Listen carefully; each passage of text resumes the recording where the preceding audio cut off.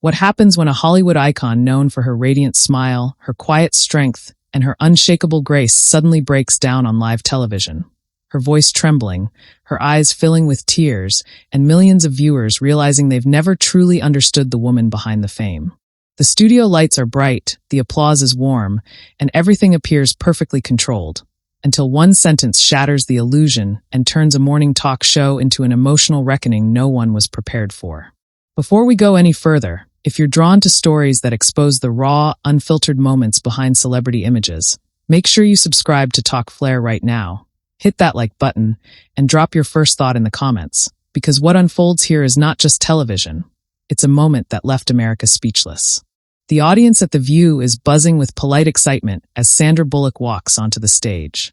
She's dressed simply, elegantly, waving with the same familiar warmth that has followed her career for decades. The applause rises, genuine and loud, and for a moment it feels like a celebration. Sandra smiles, but it's softer than usual, guarded in a way most people wouldn't notice unless they were really looking. As she hugs the hosts and settles into her chair, there's an almost invisible shift in her posture, a tension in her shoulders, as if she's bracing herself for something she knows is coming but can't avoid. Whoopi Goldberg leans forward first, eyes kind but curious, setting the tone with a welcoming remark about Sandra's legacy, her resilience, her ability to stay grounded in such a chaotic industry. Joy Behar jumps in with a joke, drawing laughter from the audience, easing the atmosphere. Sandra laughs too, but the sound doesn't fully reach her eyes. The cameras capture every flicker of emotion, zooming in just a beat longer than usual, as if the producers sense that today isn't going to be a standard interview. They start with the easy topics. Films, awards, moments from Sandra's career that feel like highlights on a reel. Sandra answers politely, professionally, telling anecdotes she's told before, stories polished smooth by repetition. But beneath the surface, something is stirring. Her hands grip each other tightly in her lap. She shifts in her seat. Each question feels like it's circling closer to a wound that hasn't healed. Sunny Hostin finally leans in, her voice gentle but pointed, asking about Sandra's recent time away from the spotlight, about how she's been coping after years of personal challenges.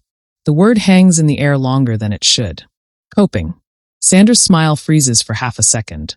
The audience quiets instinctively, sensing the change. Sandra inhales slowly, nods once, and begins to speak about grief in general terms, about privacy, about strength. It's composed, measured, exactly what's expected. But then Joy interrupts, not maliciously, but casually, saying something that feels harmless on the surface. You know, you've always been so strong, Sandra.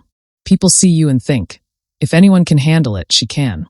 The sentence lands heavier than Joy intends. Sandra's eyes flick up sharply. Something in her expression cracks, just a fracture, but it's there. Sandra lets out a small, breathless laugh. That's the thing, she says softly. People think strength means you don't feel pain. Her voice wavers, just slightly. Whoopi notices immediately, her expression shifting from host to human. Take your time, she says gently, but the damage is already done. Sandra's gaze drifts toward the audience, then back to the hosts. The studio is silent now, the kind of silence that presses against your ears. I've been strong my whole life because I had to be, Sandra continues. Not because I wanted to be. Her hands unclasp, one wiping nervously at the corner of her eye. The audience leans forward as one collective body. Sunny tries to redirect, sensing the emotional cliff ahead. And you've inspired so many people by doing that, she adds. Sandra shakes her head slowly, a tear finally escaping, tracing a line down her cheek. But that's where people don't understand, she says, voice breaking. They see inspiration. They don't see the cost. The tear opens the floodgate. Sandra tries to smile, to apologize, murmuring, I'm sorry, but the words collapse under the weight of her emotion. Another tear falls, then another. The audience gasps softly. Someone in the front row covers their mouth. The cameras zoom in, unflinching, capturing the moment Sandra Bullock, one of Hollywood's most composed stars, completely loses control. You don't understand my pain, Sandra says suddenly, louder now, the words trembling with something close to frustration. The sentence hangs in the air like a slap. Joy's expression drops. Sunny's eyes widen. Whoopi straightens, her hosting instincts momentarily overridden by concern. Sandra, Whoopi says softly, we're here with you. Sandra shakes her head again, tears streaming freely now. Not just you, she says. Everyone. The world. They think because I smile, because I make jokes, because I survive, that it doesn't hurt anymore. Her voice cracks completely. It hurts every single day. The audience is silent except for the faint sound of sniffles. Sandra presses her hand to her mouth, trying to regain control, but the emotion is relentless. Memories she's kept buried, losses she's learned to live around, all surge forward at once. For the first time, she isn't filtering her pain for public consumption. She isn't packaging it into an inspiring quote. She's letting it exist, raw and unmanageable, on live television. Joy leans toward her, regret written all over her face. "Sandra, I didn't mean," she begins, but Sandra gently raises a hand, stopping her. "I know," Sandra says. "I know you didn't. That's what makes it harder. This isn't about blame. It's about being tired of pretending I'm okay so everyone else can feel comfortable." Whoopi hands Sandra a tissue, her voice steady but emotional. "You don't have to pretend here," she says. Sandra takes the tissue, dabbing at her eyes, but the tears keep coming. "I've spent years showing up for everyone else," Sandra continues, her voice softer now, almost pleading. "But no one ever asks what it costs to keep showing up." The audience breaks into gentle applause, not celebratory, but supportive, trying to hold her up with sound. Sandra nods, overwhelmed by the response, pressing a hand to her chest as if trying to contain her heart. The hosts exchange looks, realizing this interview has crossed into something far deeper than entertainment. The director hesitates, unsure whether to cut to commercial, but the moment feels too real to interrupt. Sandra takes a shaky breath, eyes red, voice barely above a whisper. "I didn't plan to say this," she admits. "But I can't keep carrying it silently." Her gaze meets the camera now, directly, intimately, as if speaking to every viewer watching at home. Pain doesn't disappear just because you survive it. The room is frozen in that truth, suspended in the aftermath of a sentence that changes everything. This isn't a celebrity interview anymore. It's a reckoning, and it's only just beginning. The silence after Sandra's words feels heavier than anything that's been said. It sits in the studio like thick fog, clinging to every breath. You can almost hear the hum of the cameras, the faint shuffle of the audience as people shift in their seats, unsure whether to applaud, cry, or remain perfectly still out of respect. Sandra's eyes stay locked on the floor for a moment, her shoulders rising and falling as she fights to steady herself. The image of her that lives in everyone's mind, the confident, unbreakable movie star, feels impossibly far away right now. Whoopi breaks the silence carefully, her voice low, grounding. "You're safe here," she says again, slower this time, making sure every word lands. "You don't owe anyone strength in this moment." Sandra nods, but the nod feels automatic, like muscle memory rather than agreement. She presses the tissue against her face, takes a breath that shakes despite her efforts, and finally looks back up. Her eyes are red, glassy, but there's something else there now too, a raw honesty that wasn't present before. Sunny's expression softens, her earlier journalistic precision replaced with empathy. "When you say people don't understand," she asks gently, "what's the hardest part for you?" It's a careful question, but it still opens the door wider than Sandra seems ready for. There's a pause, long enough that someone in the audience clears their throat instinctively before stopping themselves. Sandra exhales slowly. "It's the assumption," she says. "That time heals everything. That if you keep functioning, you must be fine." She gives a small, humorless smile. "I show up to work. I take care of my family. I laugh when I'm supposed to. And somewhere along the way, that becomes proof to everyone else that I'm okay. But it's not proof. It's just survival." Joy watches her closely now, guilt etched clearly across her face. "We talk about resilience like it's a superpower," Joy says quietly. "But we don't talk enough about what it costs." Sandra's lips part, as if she hadn't expected anyone to say that out loud. She nods slowly, gratefully. "Exactly," she whispers. "Resilience is expensive." The audience reacts with a low murmur, people nodding, some wiping their eyes. Sandra feels it, the collective understanding beginning to form, and for a moment it makes her even more emotional. She straightens slightly in her chair, not to compose herself for television, but because something inside her has shifted. She's already crossed the line she's spent years protecting. There's no point pretending now. "I lost people I loved," she continues, voice steadier but still fragile. "People who were my home."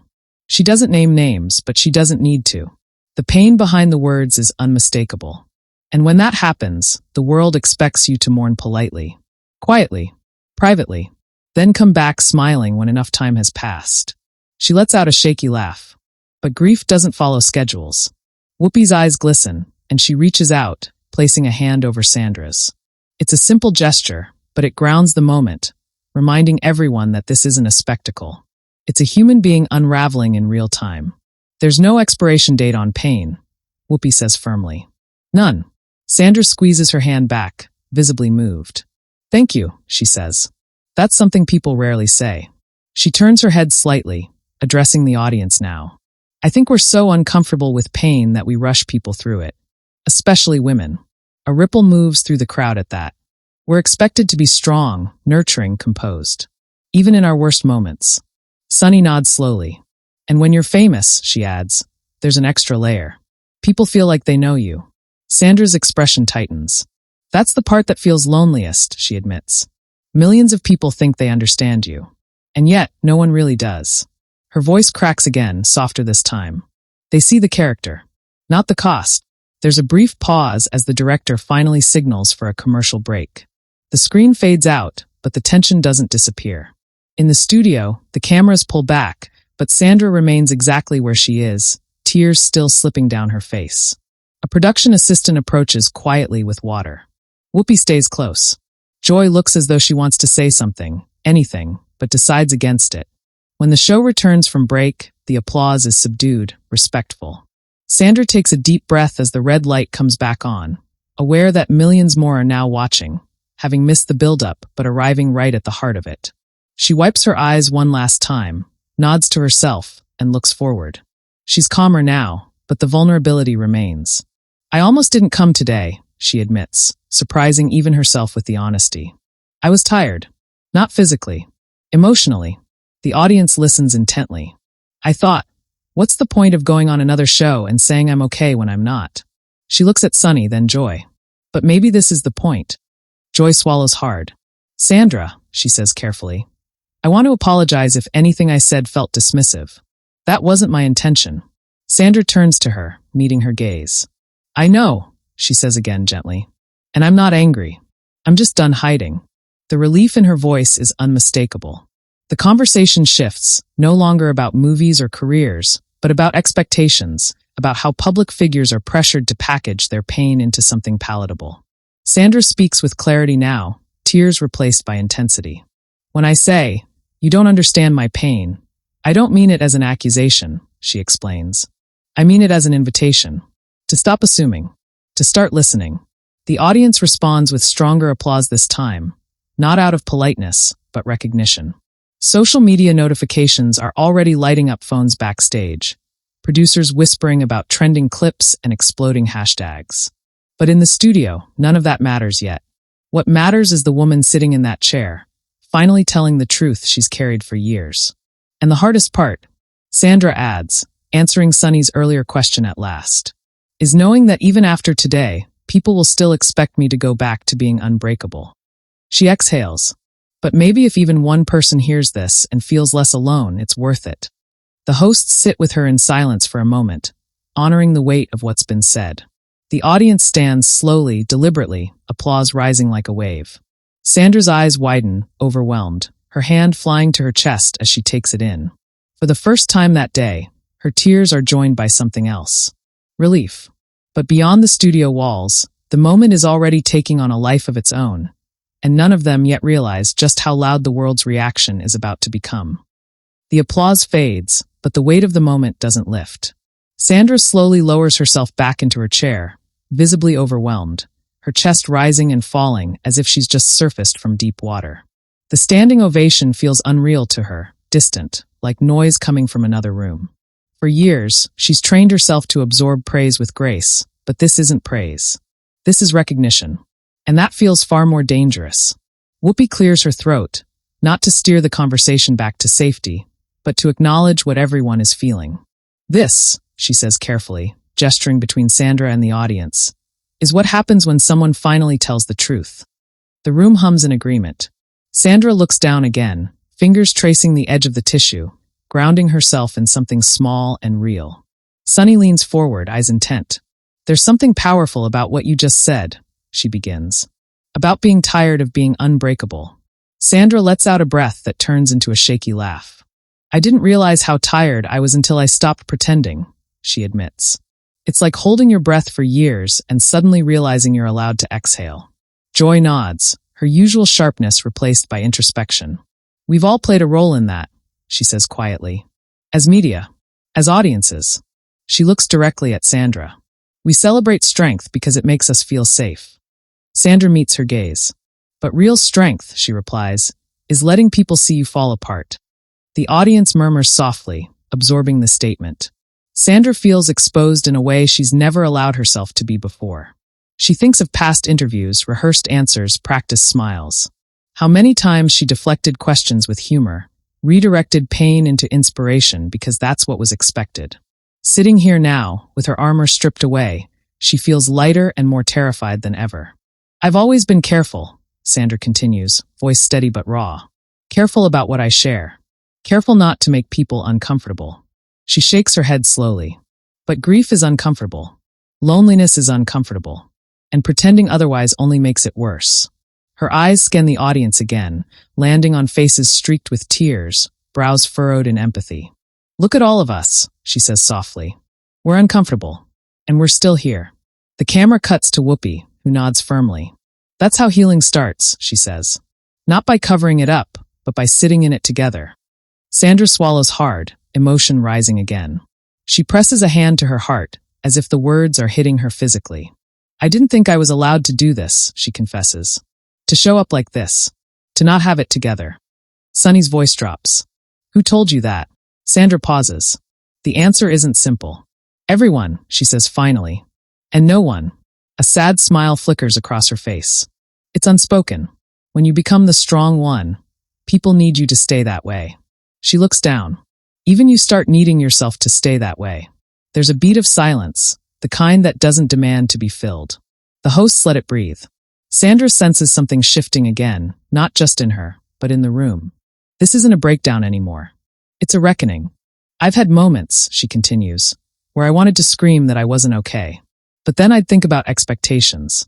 About disappointing people. Her voice tightens. I was more afraid of letting others down than taking care of myself. That admission hits hard. Joy inhales sharply, visibly moved. That's a heavy thing to carry, she says. Sandra nods. Too heavy, she answers simply. And today it broke me open. She gestures lightly around her. But maybe breaking open is better than breaking down alone. The audience reacts audibly this time, not applause, but something closer to a collective exhale. Sandra feels it in her bones. She straightens, not defensively, but deliberately. If she's here, fully here, she wants to say what's been buried the longest. There's another part people don't see, she adds. The fear that if you stop being strong, people will leave. Her eyes glisten again. That you'll become too much. Whoopi shakes her head immediately. No one leaves because you're honest, she says firmly. They leave because they can't handle their own discomfort. Sandra blinks, absorbing that. It's not something she's ever allowed herself to believe. She nods slowly, as if committing it to memory. The cameras capture a close-up of Sandra's face as she steadies herself. This is the image that will flood social media within minutes. Not tears alone, but resolve. I'm saying this out loud because someone needs to hear it, she says, voice gaining strength. You don't have to earn your pain. You don't have to justify it with strength. She looks straight into the lens now. If you're hurting, that's reason enough. Applause erupts again, louder this time, mixed with emotion. Sandra startles slightly, then smiles through tears. It's not the polished smile fans are used to, but something softer, more real. I don't know what happens after today, she admits. I don't know if people will understand me any better. She pauses. But at least I've told the truth. Sunny glances off camera as producers signal they're nearing the end of the segment. The world outside is already reacting. Clips are being uploaded, headlines drafted, narratives forming. But inside the studio, the moment is still sacred. Thank you for trusting us with this, Sunny says sincerely. And for trusting yourself. Sandra nods, emotion washing over her again, though now it carries a different tone. This isn't collapse. It's release. I didn't know I needed to, she says quietly. But I did. She exhales slowly, shoulders dropping in a way they haven't in years. As the hosts wrap up, Sandra remains seated for a moment, taking it all in. The audience gives one final round of applause, gentler now, filled with respect. Sandra stands, waves lightly, and as the cameras fade, she feels something unfamiliar settle in her chest. Peace. But beyond the studio doors, a storm is brewing. And once the world fully hears what she said, there will be no turning back. The moment the cameras cut, the studio exhales, but the world outside does the opposite. What just happened doesn't stay contained within those walls. It spills rapidly and uncontrollably into phones, timelines, headlines, and living rooms across the globe. Sandra Bullock steps off the stage quietly, her face still damp, her emotions still close to the surface. Backstage, staff members avert their eyes not out of disinterest, but respect. No one wants to be the first to speak, to reduce what just happened into casual conversation. Whoopi follows her, placing a reassuring hand on her back. "You were brave," she says softly, not as a host, but as someone who understands what it costs to be real in public. Sandra nods, swallowing hard. "I didn't feel brave," she replies. "I just couldn't carry it anymore." Whoopi gives a small smile. That's usually how bravery starts. In the control room, producers stare at the monitors in stunned silence. Social media counters spin wildly. Clips are already circulating, one line in particular echoing everywhere. "You don't understand my pain." The phrase is being dissected, quoted, debated. Some see it as a confrontation. Others recognize it for what it truly is, a confession. Newsrooms scramble to frame the moment. Is it a breakdown? A wake-up call? A cultural moment? The truth is, it's all of it. Within minutes, hashtags trend worldwide. Fans post messages of support, sharing their own stories of grief and exhaustion, of being labeled strong, when all they wanted was to be allowed to hurt. Mental health advocates amplify the clip, praising Sandra for normalizing grief without packaging it into inspiration. Even people who had tuned in casually feel shaken, changed somehow by her honesty. This wasn't performance. It was permission. Joy Behar sits quietly at the table long after Sandra leaves the stage. The weight of her earlier words presses on her chest. She replays the moment again and again, understanding now how casually strength can be weaponized, how easily pain can be dismissed when it doesn't look dramatic enough. Sunny scrolls through her phone, eyes widening as she sees the reaction pour in. "People needed this," she murmurs. Whoopi nods. "They always do. They just don't always get it." Sandra, meanwhile, sits alone in her dressing room. The applause is gone. The lights are dimmer. There's no script telling her what to feel next. She checks her phone hesitantly. Hundreds of messages. Thousands. She doesn't read them all. She doesn't need to. For the first time in years, she feels like she didn't fail herself by staying quiet. Whatever comes next, at least she didn't disappear inside herself again. By evening, major outlets are running headlines. Some are respectful. Some are sensational. Analysts debate whether celebrities owe vulnerability to the public. Commentators argue about boundaries. But beneath the noise, something more important is happening. People are talking to each other differently. Parents asking children how they're really doing. Friends checking in without insisting on positivity. Strangers finding connection in shared pain. Sandra's moment has cracked something open far beyond a TV studio. Late-night shows reference the interview with unusual seriousness. Podcasts dedicate emergency episodes. Psychologists are invited on air to discuss the cost of being labeled strong. And again, Sandra's face fills the screen, not glamorous, not composed, but human. It unsettles people because it's real. Because it reflects something they recognize in themselves. Days later, Sandra releases no statement. She doesn't clarify. She doesn't apologize. Silence becomes its own kind of power. And in that silence, the moment keeps speaking.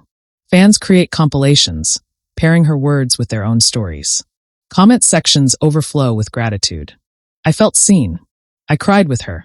I realized I don't have to be okay all the time." The ripple continues. What began as a morning interview becomes a cultural mirror. A reminder that survival isn't the same as healing.